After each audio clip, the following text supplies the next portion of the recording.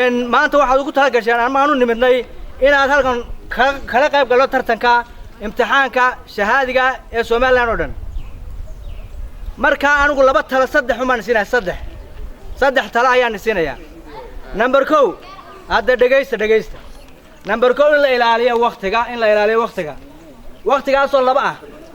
مركا لسوق لي أروتي اللي يمنع هي مركا جلاس اللي يجوا لو حساب تمو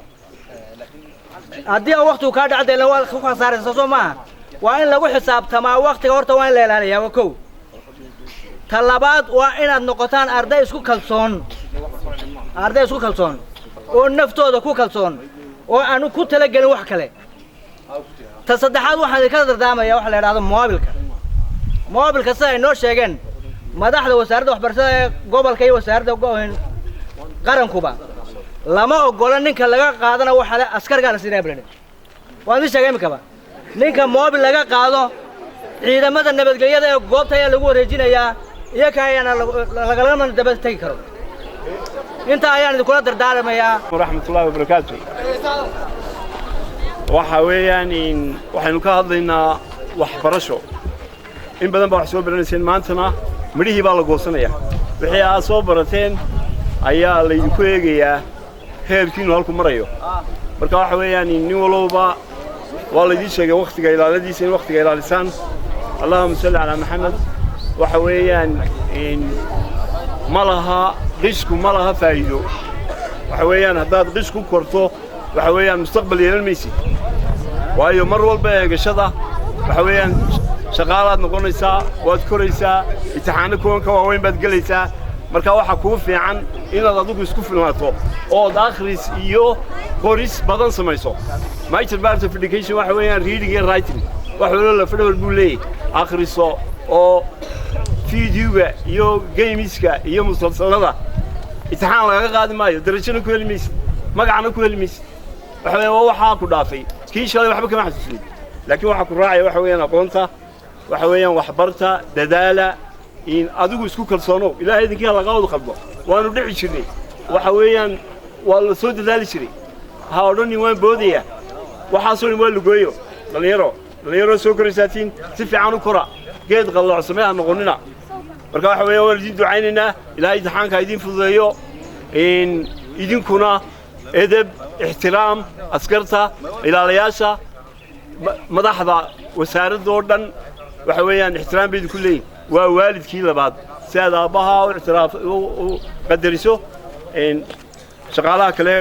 kugu tabcaya ee mid walba wax kuu sheegayo waxa weeyaan idinkuna ixtiraam baa idinka doonaya marka waxa weeyaan idin ducaynaya nin walba aad isku kalsoono dhinacaana heegi ilaahay idinkii wada khalad waxa weeyaan adigu isaamin qofka hore salaamaya maamulayaasha dugsiyada waxa kala salaamaya macallimiinta iyo kormeerkan ama supervisorkan imtixaanka sida iyo dhammaan ardayda ku salaanta islaamka assalaamu calaykum waraxmatullaahi wabarakaatu bacda salaan waxa maanta inoo bilaabmaya imtixaankii shahaadiga dugsiyada dhexe imika halkan aynu joognaa oo fasalladii 8aad waxaan intii badneed waa la soo laakiin waxaan wargelinayaa arday kastaay ardayda qaar baa lahaa waa been arday kasto moobil laga qaado waxaan ku wareejinaa ciidanka maanta soo ma maqlaysaan laba shay ninkii moobil la yimaado askariga iskale talabaadna waxa weeye inaad ka digtoonaataan ilaashataan rool lambarkiinaasi maadaama yahay mustaqbalkiini ama waxa imtixaanka ugu fadhiisanaysaan waa inaad markaa rool lambarka ilaashataan waxa kaloon sheegaynaa nacam qof kasta waa inuu naftiisa ku kalsoonaada si degan markaas uu gala insha Allah imtixaankuna mid fudud buu noqoni niyadana khayr u sheega laakiin qof kasta kaliya isku kalsoonaado wax qishana iska ilaaliyo wixii dhibaato ku keenay imtixaankiisa uu kaga kansalmayo ha iska ilaaliyo insha Allah iminkana inoo bilaabmaya waxaan ni rajaynaynaa dhammaantii wada guuleysataan inagoo la tartamayna goboladii kale ama dugsi u tartamayna qof walba naftaada ku kalsoonow waxa kale oo inii sheegaya imtixaanadan suuqa habeenkii laga rogay ma aha imtixaano sax dhammaan waxay niga luminayaan waqtigiinii intaad wax akhrisan lahaydeen marka cidii lagu arko xataa imtixaanka ay sameynaysa sharciyan marka la tiigsan laakiin qof walba naftaada ku kalsoonow waxyaabaan kalena ka baxa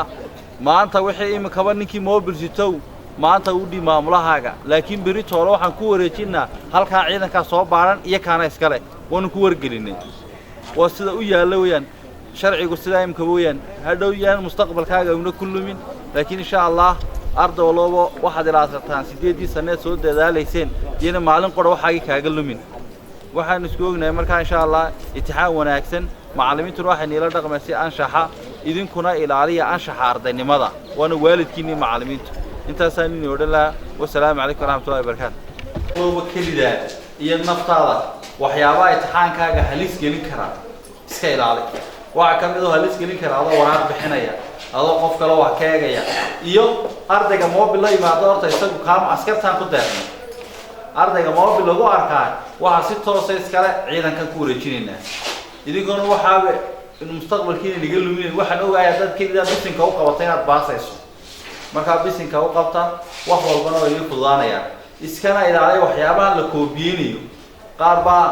kitaab quraan la soo koobiya loo keenaya marka wax itixaano dibad yaal ma jirtee waqtigiina galina inta raxiim maanta bishu tahay 8 bishii shanaad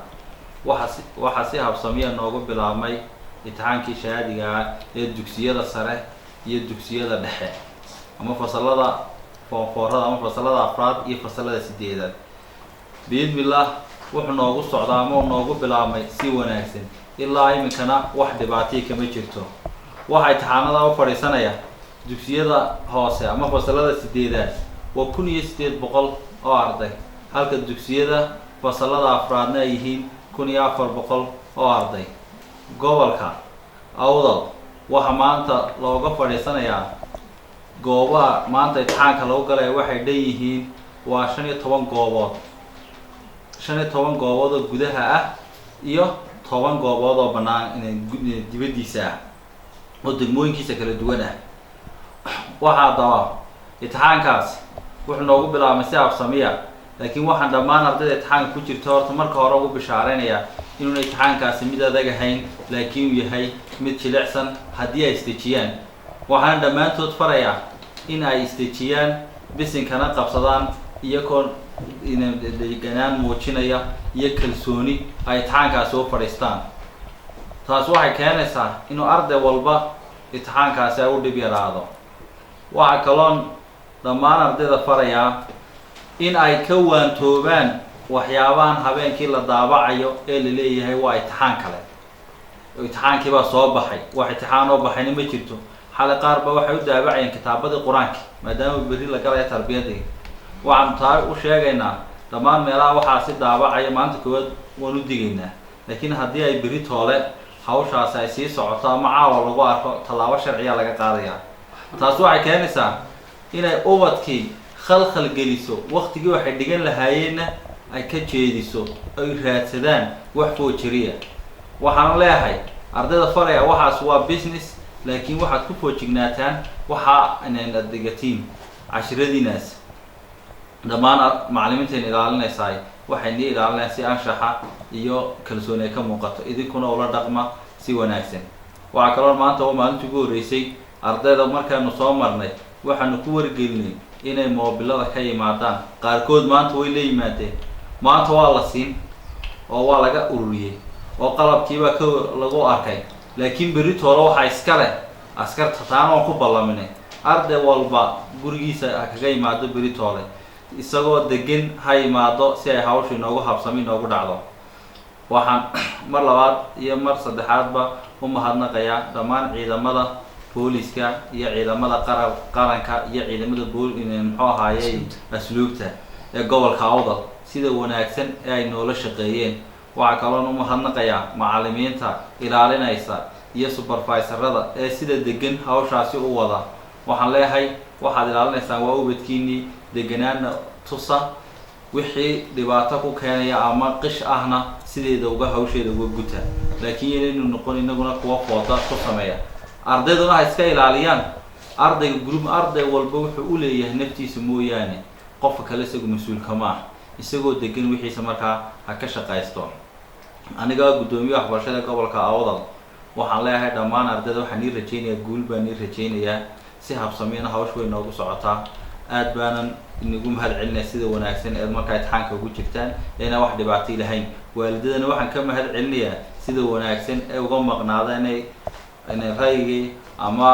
wasiirka amarkiisa ay u qaateen cid waalid ah oo iskuullada ku xeeran aanay maanta jirin arday waxaan hayn oo markaa environmentka iskuulkaasi uu deganaa taasina waan uga mahad celinayaa waxaan iminkana aad ugu mahadnaqayaa dhammaan saxaafadda gobolka Awdal ee sida wanaagsan noola shaqeynaysa aad baad u mahadsantihiin